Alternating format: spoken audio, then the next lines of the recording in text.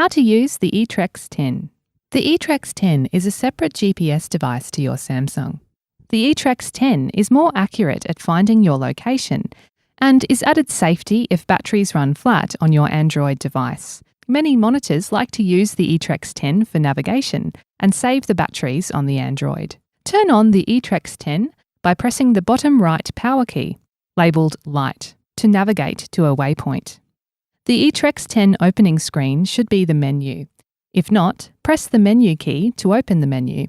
It's the bottom left button. The thumbstick at the top of the device will help you navigate through the menu. Movement around the screen is by tilting the thumbstick in the direction you require. Selection is by pressing the thumbstick straight down. Can be tricky. It is best to mark your waypoint where you save your current location to help you find your way back to your start location. On the main menu, select Mark Waypoint. Make a note of the waypoint flag number. To save the waypoint without any changes, select Done. To make changes to the waypoint, select the item you need to edit, make the changes and then select Done. This waypoint will now show on the waypoint list, probably at or near the top. Select and press Where To.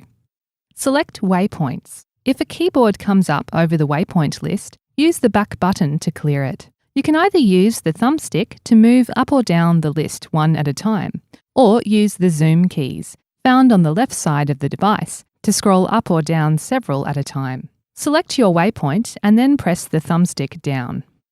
Go should be highlighted. Select by pressing thumbstick down. The map page will open with your route marked with a line. You can now navigate using the map. You can also navigate using the compass. Press the back button and choose the compass option. Then use the compass to navigate to the waypoint.